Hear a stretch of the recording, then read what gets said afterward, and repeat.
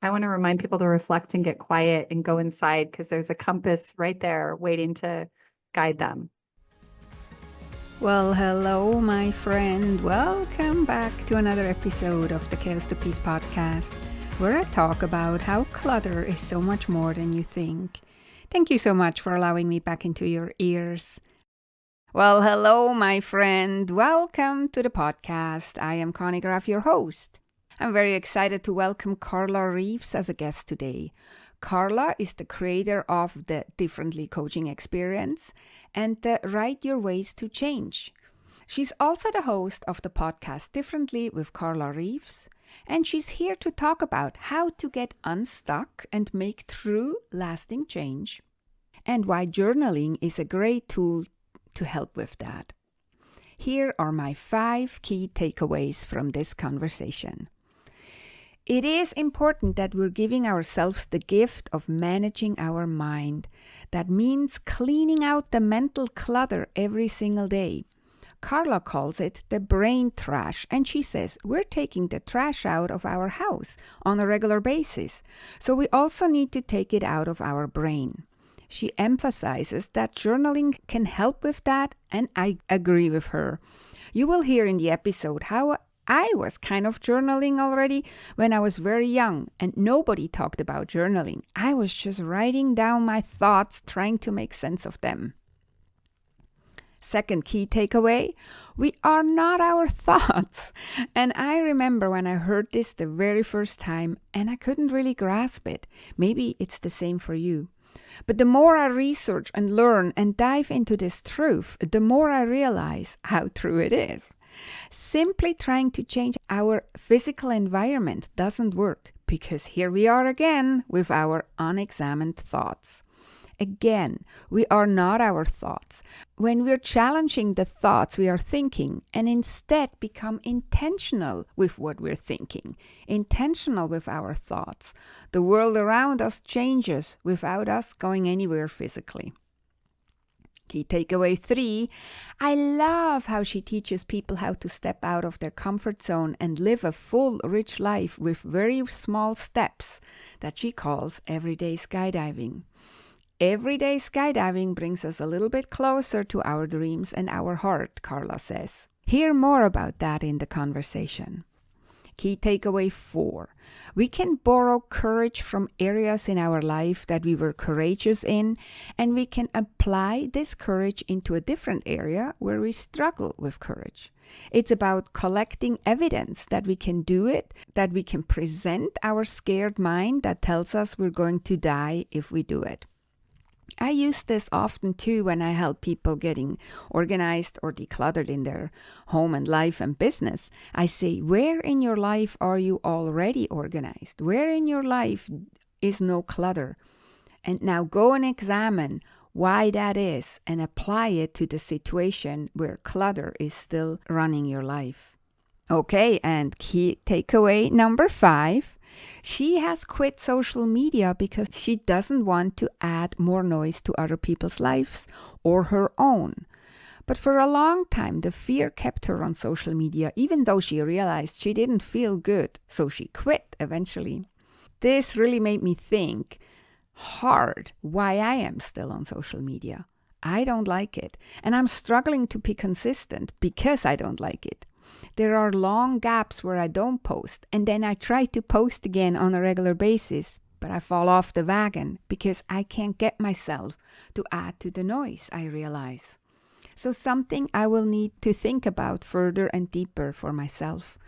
Okay, so those were my 5 key takeaways. Now, without further ado, let's jump into this conversation with Carla Reeves.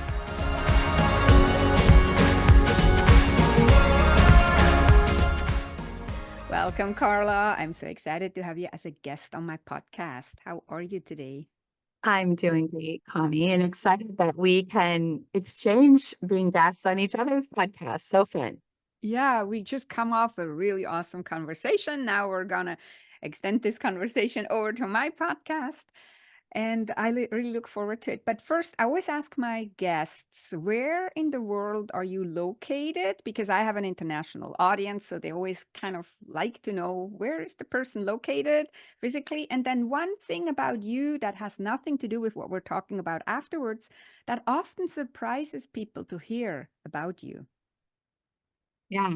So I am in Arizona, just outside of Phoenix, and have been here since 93. So a long time. I've been here longer than anywhere else. So this is definitely home. And something that surprises people, I've recently changed this, but for 25 years, we lived on a small farm here. So I know, because I know a little bit about you, that you love horses and you have a similar lifestyle. So for 25 years, and this was really because of my husband. I didn't grow up this way, but he was on 4 acres with horses, and we had cows and we've had chickens, and everybody was always surprised by that. But that is definitely part of my roots. And so grateful for raising our 2 boys on that property and learning the peace of that space and that lifestyle. I resisted it a little bit when we got there, but over time grew to just love that. Mm. Oh, yeah, I love that about that you experienced that and that your children could grow up that way. It was my dream to grow up that way. My family, they all thought I was cuckoo. Like, why would you we grow up in a clean suburb with a little bit of a grass patch? And that was it. And I craved smelling animals and the barns. I love the smell of horses, the horse barn, or even the chickens. So yeah, so that's why I Mm. created that life for me after. Yes, Yeah. and feel your heart. Yeah, I love it. So this is actually a good transition because you you always talk about that you help people do things differently. You have a podcast that's called Differently. I always did things a bit differently than most people, like my family. I'm the only one in my family that lives the way I do and has a lot of the mental things how I do. So, how did you end up being on this path of differently? Was this little Yeah, Carla already that did everything differently? it's interesting. My podcast, I didn't name it because of this, but I realized it later. I think for much of my life, I felt different. I felt weird. I felt separate, and it was a negative thing that I tried to avoid. I spent a lot of years trying to fit in and be included and be accepted and all of that. And I think it's, you know, in the last 20 years, kind of breaking free of that, and really recognizing, like lean into that. Like, this is who I am, so I might as well lean in because Yeah. it's not changing. But also, so it's kind of twofold. That's one, and really helping people lean into their differently, their uniqueness.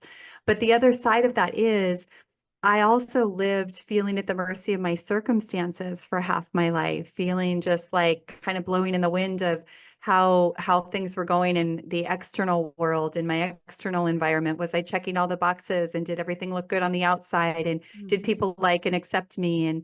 Um and I received tools at, a pretty young age of really how to do different. I knew in my heart there was another way to live my life, but I didn't know how to do it. And I was pointed to tools that pointed me back to myself, that I could change the way I thought, and I could alter my perspective a little bit to see new approaches and ways of responding. And so I did the work in my own life for Mhm. 2 decades.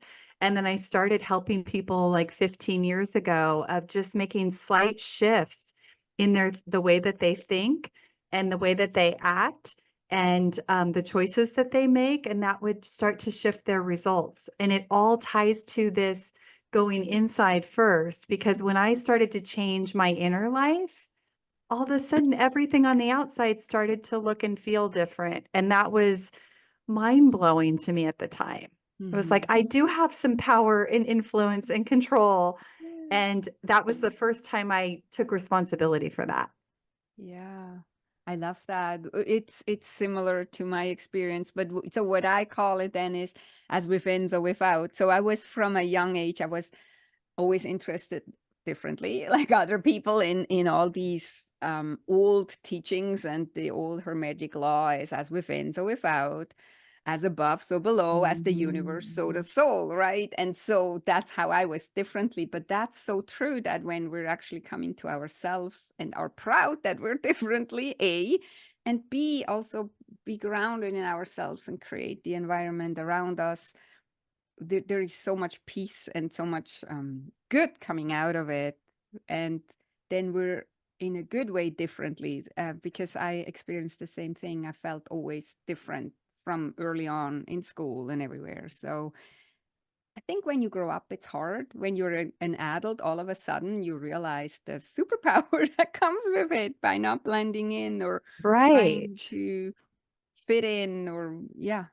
So I think I spent, a lot of time trying to be different or trying to be like somebody else or trying to sound like somebody else or trying to write like somebody else and yeah. then finally it was just like, wow, like that's a lot of effort and energy. And what if I just leaned into this design? Yeah, and it's rejecting yourself. That's what I noticed, right? It's Yes. basically rejecting yourself, saying, I'm not good enough. I need to be somewhere different. I remember that too. Or I even remember trying to mimic somebody's handwriting. Like I've tried to, like, and all these crazy things, All so these much crazy energy and things. effort into changing me rather than, than accepting me the way I am. But I think wisdom comes with age in a way, in this way, right? So we become, it becomes more um logical or obvious that it's probably easier to accept ourselves the way we are rather than trying Mm, to pretend we're somebody else. that's right. And I love also what you said about the thoughts, because I remember in the beginning when I heard, even though I was on this path kind of hermetic laws and everything, when I heard the thought, you are not your thoughts, or you can change Mm. your thoughts, like, I can what? Like a lot of people don't know that, and that's also differently. We're not at the mercy of our thoughts, right? We can actually there's several perspectives, but one is for sure that you are not your thoughts. This is just a thing that is thinking and thinking and thinking, and depending on what you're feeding yourself, like in information and whatever, it thinks a certain way, and we have so much power over thinking differently too. I had a mentor in my life that told me very similar thing. She said, like, don't believe everything you think. Yeah. And that was just like the first time I'd been introduced to that idea because your thoughts just they can feel like it's just the truth, Yeah. right? So a lot of my work with people in my own life has been to challenge some of the thoughts that are just there and have been there for a long time, right? Mhm. To um really find the untruth and really just learn like to flex the muscle of challenging your own thinking because so often it just confines us, keeps us in a box, keeps us limited, keeps us behaving as maybe we an outdated way of behaving like we did Mhm. as a child or whatever. But there's so much limitation that we create in our own thoughts. And Yeah. yeah, And what I noticed in myself and with my clients too, it's often not even really what we personally believe, or our voice. Like one of the things that what my mentor once said to me, or one of my mentors, I actually don't remember who it was, said, well, whose voice is it really? Like, can you trace it back to when you yes. maybe heard it first? Whose voice is it? Is it really yours? Is it really what you believe in your core? And this goes back to fitting in, or is it something that somebody said and you tried to fit in and you took it on as your thought, and now it's playing on loop in your brain and you believe it's the truth, which it's not. Not even your own truth, but for sure not in general the truth. So it's Well, and a lot of oh, go ahead. no, no, sorry. A lot of times it's even an idea that you something you decided, about yourself years and years and years ago that you have just it wasn't actually anything that was said, but something happened and you decided, I'm different or I'm separate, like in my story. And Mhm. then you just perpetuate that and it just feels like it's literally the truth and it's Mhm. not. So it's pretty exciting when you start cracking that open and helping people challenge that because they can be liberated. Yeah. Yeah, it's mental decluttering, right? It So is. It absolutely is. so when I was researching you a bit, I saw you had created your own journal, and I think you work a lot with journaling also with your clients. Talk a little about that. How this did this come about? Because just give you some background. So back when I was very young, nobody talked about journaling, at least not where I grew up in Switzerland. We didn't talk about journaling, but I kind of knew myself that if I write down my crazy thoughts, that I can create some order in the craziness. So I have still some doc files, Microsoft doc files from years and years and years ago, where I had some crazy emotional thing going on, like pages and pages, because I typed, because my brain goes so fast. I had to type. I'm really good at typing. Can't handwrite it because my poor hand wouldn't keep up with it. And that always helped me. And then later on, this journaling came up, and it helps so much. So how did you discover that journaling helps us? And how did you come up with your own journal? So I journaled as a teenager, just off and on. And my mom found my journal and was all worried about me. Um, but I really didn't start really journaling until I was a mom, and I was a new mom, and I was at a point where I felt my own sanity starting to slip a little bit in being a new mom. And I looked around and saw so many other moms like struggling, and I knew that I wanted to figure out how to be a happy mom because I felt like that would be a gift I could give to my children. And Mhm. so at the same time, I felt this calling to write. And I listened and I just started writing in the nooks and crannies of my life whenever I could. I just would kind of empty my thoughts, like you're talking about, with this mission in the back of my mind of trying to figure out how to be a happy mom and keep myself sane and grounded. And it was after a period of time. I don't know if it was months or a year, but I remember sitting on the edge of my bed, kind of flipping through that journal, which I didn't normally do.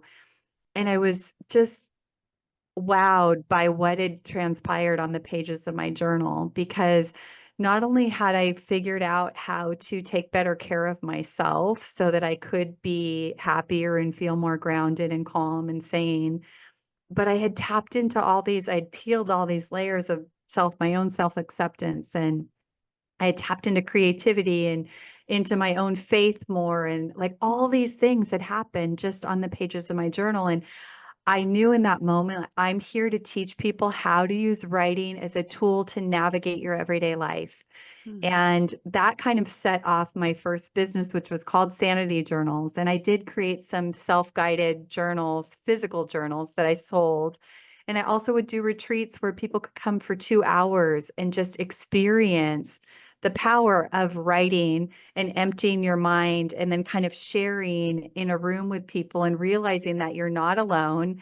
These crazy thoughts that you think are crazy, we Mhm. all are navigating some variation of them. And people would leave the room physically looking different from Mhm. just emptying their mind. Mhm. And so that was my first business. And now that kind of evolved into finding a company that had an online journal, and they were also a coaching company. And I never set out to be a coach, but I got to know that president, and she's like, I went to her one day and I'm like, I want to grow this business, but I don't know what to do. Would you help me? And she said, I think you know what to do. I think you need our coaching. And I went through the coaching. Long story short, the coaching was great, but I fell in love with marrying a coach with a journal to really help people change their lives. And so today it's not a physical journal, it's an online interactive journal. Mhm. Mhm. Oh, that's beautiful. The the just to become more mindful, I think that's so needed in our life, in a so fast-paced world, and people then say, "Oh, I want to make a change," but in order to make a change, you have to slow down. And I think writing down, whether it's with like I need to have the keyboard, or whether it's like by hand, Yeah. makes like there is people that say you have to do it by hand, and I think there is in science something that says when you write it, actually the motion of the handwriting has some special effect on the brain. But to me, It's like it doesn't help when my hand is too slow. It gets me frustrated. So that's just I get on attention here. So no, but it still slows us down, and are we actually paying attention to our thoughts? And so many people don't understand what's going on in their brain. They just like they take it as the gospel, basically. It's like Yeah. no, no, slow down. And so I really love that you did this. I wonder whether that was the time. So I read something on your website that you said if we have discovered our survival model, then our life will improve. Is that how we like?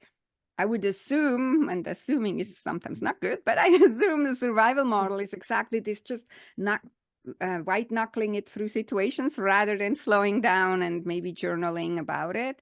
Is that what you mean with it, or? It's a little more, it's so I'll try to keep this a little bit short, but when I first started helping people and guiding people, coaching people, they would come in wanting to change something in their life. And whether it was a relationship or a job or a move to a new city, they wanted to create some sort of change. And I realized after a period of time of helping people that I sensed that what they were wanting to change maybe wasn't that job or that relationship or that move. They wanted to change their circumstances and hope that they would feel different. But Mm-hmm. what they were really bumping up against is what I call their survival model. And it's an outdated way of thinking and behaving, patterns that we do things in that keeps them perpetuating the same results. And Mm-hmm. so the surface solution is let's just change the circumstances and you will feel different and usually better for a little while. Mm-hmm. But wherever we go, there we are. And so that old survival model will just show up in the new relationship or the new job. Mm-hmm. So what I really wanted to do is help people understand their survival model so that it's not a blind spot anymore, that they would have power over that. It's not that it goes away, but that you can choose in the face of it to align yourself more towards what you want in your life. And what was amazing is that people, as I started doing that first, I would ask people like, how urgent is it for you to change this? And can we suspend that for 3 weeks or a month and work on this? And then you're going to be really clear about whether you really do want to change that other thing. And Mm-hmm. most of the time, it wasn't the thing. Yeah. It was this thing, right? Which Yeah. is ourselves. And Yeah. yeah, it's amazing. Yeah. What comes to my mind is like how a lot of people like metaphorically try to just put a band-aid on something rather than cleaning out the wound and making sure Yes. it can heal, right? That's kind of what comes to me. Then you have another really interesting concept that spoke to me right away when you reached out to me, and you talk about everyday skydiving. And I'm really interested to hear more about that because I have a fear of heights. So skydiving would be out of question for me. But somehow this everyday skydiving sounds like fun and sounds like this could be something very beneficial for me too. So talk a little bit about how you discovered the everyday skydiving and what exactly it is. Yes, I love this topic. So I feel like I'm somebody who was kind of timid and fearful for most of my life. And I'm definitely not like an adrenaline junkie or someone who you would think would be like skydiving. However, I was more interested in overcoming that. Like that's why I wanted to go skydiving. It wasn't because I wanted to go skydiving. It was because I wanted to be on the other side of that experience Mm-hmm. and having like gotten through that. So I had told my husband for years I wanted to go skydiving. His brother actually ran a drop zone and took people skydiving, but he lived in Oklahoma at the time and that was way before we had kids that I declared I wanted to skydive. So after we had two boys, there was a summer and my husband's like, Jack wants us to come and visit and you could go skydiving. And now I Mm-hmm. have two children. Mm-hmm. So speaking of my mind just started freaking out because one, I've declared I want to do this and I like to be a person of integrity. And two, here I am a mother. And the thought that went into my head was that would be the most irresponsible thing I could ever do as a mother. And I was like locked in with that thought. I also had a mentor at the time that my husband actually knew her too. And he told her, like, Carla wanted to go skydiving, but she's not going to do it. And I think you should talk to her. And I talked to her and she said one sentence to me. And she said, I told her, this would be the most irresponsible thing I could do as a mother. I can't do this. And she's like, Carla, what if your greatest responsibility as a mother is to show your kids how to live fully? Mm. And it still makes me emotional because at the time, like, I was coaching people to step outside their comfort zone, to live a full, rich life. And here I was, like, not wanting to do that myself. So we went on that trip. I decided to not make a decision and to actually just lean into the moment and trust myself and listen inside and decide in the moment whether I was actually going to do it.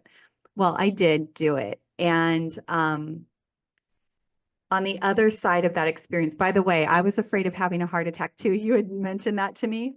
Yes. And in our previous conversation. I thought I would have a heart attack also.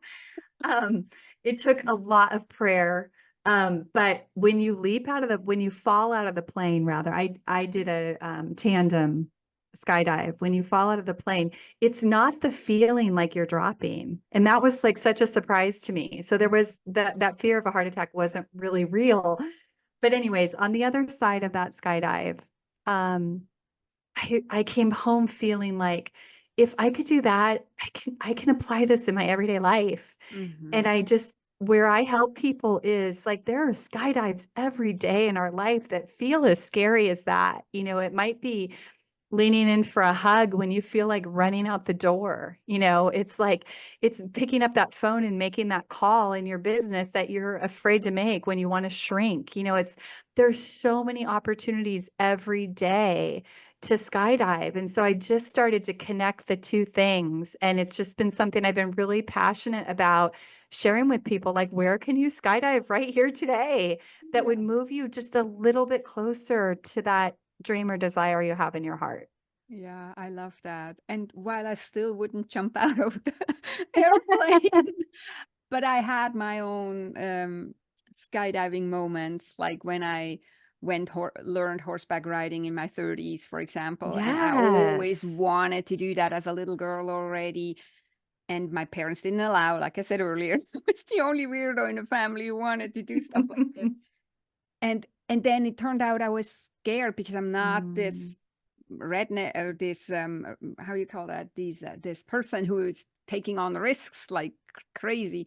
So I'm on top of these horses, and I remember in the riding lessons twice I had to get off the horse and say, sorry, I can't do it, and then overcoming this. So that was my everyday skydiving. Or when we Yes. started to starting the podcast, for example, too, is like we're so afraid, like as if anybody would even listen when you start a podcast, right? But you, of course, you think like, oh, all these people are going to listen. They're going to send emails and saying what an idiot you are. Nothing happens when you do it. And you're like, oh, I survived this. I can do it. So yeah, I love that Yes, the concept. mind wants to make it so big and scary. Yeah. Yeah. I this also is sometimes funny when when I coach clients and we're talking about decluttering something and they're clinging to a certain item. And as I said before, many times on my podcast, I never tell anybody to get rid of anything, but we're talking about it. Well, what does it represent and how does it keep you stuck? And what would it be like if you could let it go? And then when they let it go, the feeling that they describe to me is exactly the same. Like, oh my God, I'm on the other side of this scary, like our brain tells us it's scary. It's literally most of the time not scary what we experience in our life, right? So, It's true. And on the other side, you're liberated in a way in yeah. all of these different situations. Yeah, and what I love about it is, and I think there's even scientific proof around this, but I wouldn't know where to find it right now. But when you can do it in one area, it's more likely that you can do it in other areas too, because our brain is kind of wired this way that when we can do it here, then we are more likely to think that we can do it over here, and then it gets easier. Is that also your experience after the skydiving? Totally. Yes, I often will say to my clients, like, where have you done this in other places? And let's Mm-hmm. borrow that and Mm-hmm. apply it over here. You know, another kind of strategy that's really helpful is when you're bumping up against something that feels fearful, like you can't do, is to take inventory in your life of times and things that you have done. Mm-hmm. And that is incredibly helpful too. It's like our brain wants to immediately go to, I can't, I won't, never, not Yeah. possible. Yeah. But if you really start to look at or ask somebody, you know, where have you been courageous before and what happened? Like that's really great to remember. Yeah. Yeah, I love that you bring this up because when I help clients getting organized, I often ask too, I say, where in your life are you already organized? And it was so Mhm. funny. The other day I had a client and this person said, oh, I'm in my laundry. I can't handle laundry that is not put away properly. So in that area, this person is very, very organized. And I said, okay, now go ponder, journal, whatever, figure out what it is there that you can do it there. And this Mm, gives you clues how you can do it in other areas. And yeah, so that's totally true. so We can do that with helpful. thinking and we can do it with things we want to achieve. It doesn't even have to be getting organized, it can be anything that you want to achieve. Just thinking, where am I this already? Where do I Mm. do this already successfully? And then applying that concept or whatever gets us to be able to do it there to the other situation. Yeah. Yeah, it's like collecting evidence for where you have done this Yeah. before. It reminded me of a client once who every time she would speak up, and that, by the way, just speaking up sometimes is skydiving for people. It Mm-hmm. has been for me, just using your voice and Mm-hmm. um but it was like anytime she would step into a conversation and have communication, she would feel so much better. But almost every time she'd get stuck about that and she'd spin her wheels too long and not have the conversation. And every time after, she would just feel like it wasn't as big of a deal as she thought. She feels 100% better. The relationship is, you know, restored. And it's just collecting evidence, yes, of remember, this, you always feel better after you've done this. Yeah.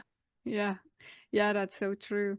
So, talking about scary things, I noticed something about you too that might sound very scary to a lot of people.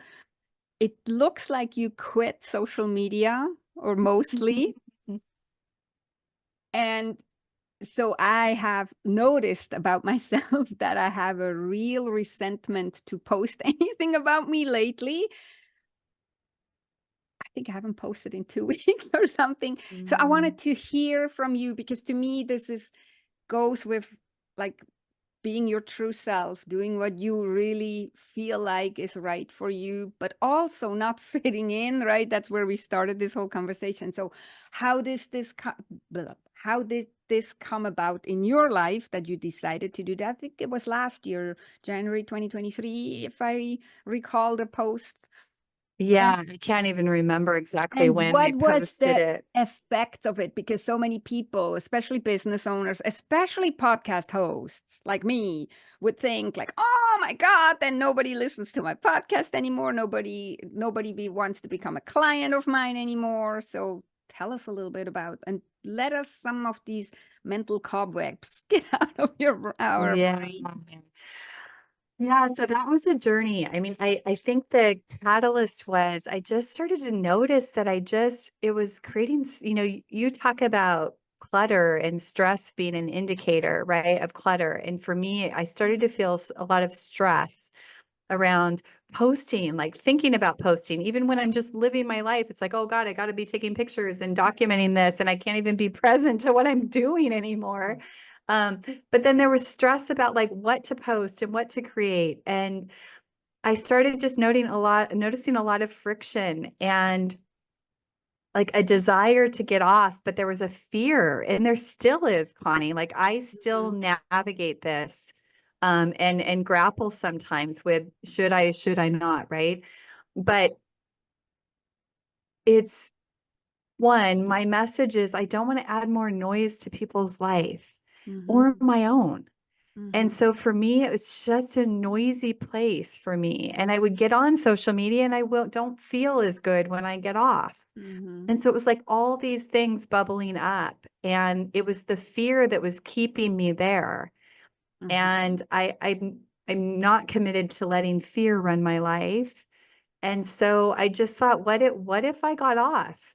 And honestly, the podcast was one of the biggest things that was really hard. However, um, I reminded myself, like collecting evidence, that one, my clients don't come from social media. My clients are come from referral and relationship building outside of social media. So that was a huge thing, that a good reminder, and helped me to kind of make that leap. Um, and my podcast, I still wonder, would my podcast be growing more if I was on there? I'm not exactly sure. Mm-hmm. But my podcast is still existing and going, and I have followers and listeners, um, and it actually, right after I got off, I had quite a bit of growth in my podcast, and so that was kind of interesting too. Mm-hmm. Um, and so all of those things to say that it was me needing to follow my own inner compass of, I'm not going to do this because of fear, and wanting to align closer with my values and how I Mm-hmm. want to operate my business, which is less noise, less is more. I work with high achievers and hyperachievers, and there's just so much information. And Yeah. so I don't want to add to that. I want to remind people to reflect and get quiet and go inside, because there's a compass right there waiting to guide them. Yeah, I really love that. So I feel like, so I haven't quit social media yet. Um, like I said, I think in the previous conversation, I said already I'm a little bit of a rebel, so I haven't posted in a while, and I just also feel inside of me that I don't feel like it. And I'm not necessarily because it's already so noisy. It's just because I'm a private person. I don't want to constantly brag and yell and look at me kind of thing. But I think for me, it's more the redefining how am I going to post. I think and how often. That's probably going to be Mm. the outcome, at least for now. But I wanted to hear what your journey was. I had this also with email, so I do send an email once a week, but I'm very mindful what I'm writing because I feel too like everybody and his brother sends now 5 emails a day, and it annoys me so much. And it's actually something that stresses me out. I have a very managed inbox and I unsubscribe to a lot of things. And I never want to be somebody who fills somebody else's inbox up. And this is why I love that you said, yeah, you didn't want to add to the noise out there. So yeah, it's a, but it's also I think everyday skydiving because so many people. I heard of other people who said they quit social media, and then you hear the masses saying, "Oh, but why? But oh my God!" And Mm. I have started my business in 1998. There was no social media back then, and I had clients too. So we constantly have to remind our brain the clients don't only, even if you have clients that come from social media, they don't only come from social media. Before social media, businesses had clients. So how That's did they do right. this, right? So That's true. It's so true. And I'm always looking at, like that this has been great for this season. And I haven't regretted it yeah, once. yeah. Like, it's definitely increased peace of mind. But will I go back? If I went back, it would be way different. I think I would have a different approach. I'd have a different lens to look at it through. So I think it's just kind of trusting the season you're into, and it's okay to take a break. I love that what you're saying because I often when I help my clients, I always ask in what season, or I actually don't say season, I say in what stage of life are you? And all the physical or digital and mental clutter you have in your life, how does that fit in the stage you are right now? And often people drag along things that actually have nothing to do with what stage they're in right now. Like as a woman, we often can relate to we have clothes in our closet that maybe is when we were 20 and now we're probably double the age or more, and maybe not appropriate or just not fitting anymore and not flattering anymore. and we're still hanging on to them. And it's not that we're bad. That's not the point. The question is why. I think this is where also your journaling comes in, where we can discover why. And when we understand why and what it replaces, or like you said earlier too, what is the band-aid that we're trying to put on some wound with whatever we're hanging on to, then we can maybe rip off that band-aid and heal the wound and be so much better off. That's right. And I think I felt trapped, in my life. Like I was just at the mercy of what was happening around me for so long. And Mm.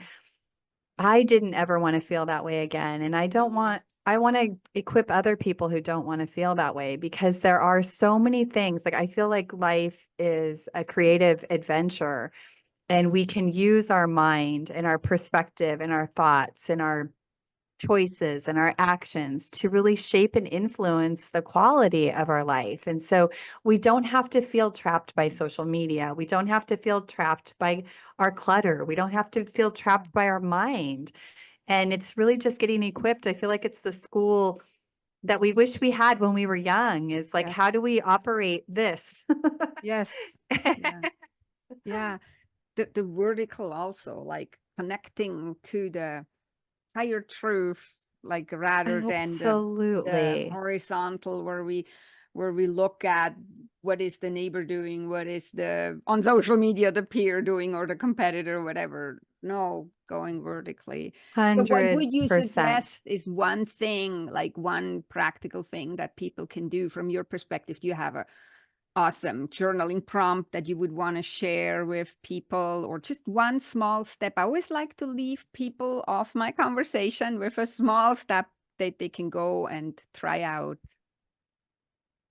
Yeah, I mean, I think it could be just, sit down for 5 minutes a day and just empty thought. It's even if it's like I always say empty the mental trash daily. And Mhm. it's really just like taking out the trash in your kitchen. Like if you just spent 5 minutes kind of emptying the trash of your mind every day, it frees up space, just like clutter, right? Those surface spaces. It just frees up mental space for new thoughts and new ideas and fresh perspective or peace of mind. And just try that for, 3 to 5 days, and just notice what's different. And if you want to keep going, there's so many ways that you can keep going. Mm. But just a simple 5 minutes to just kind of empty will give you some insight. And then you can kind of stand back from that thinking and just look at, is it helping you? Is it lifting you up, or is it dragging you down? And Yes. that's going to be a really good indicator of like what maybe needs to be reorganized or donated to Goodwill, Mhm. inside of your thinking, kind of to relate it to your Yeah, world. yeah, yeah, totally. Yeah, I love that. And my mentor way back when called it the brain dump. You just dump Yeah. everything out. So yeah, but I love that visual too, that we take out the garbage in the kitchen, or just in general the garbage out of our home too.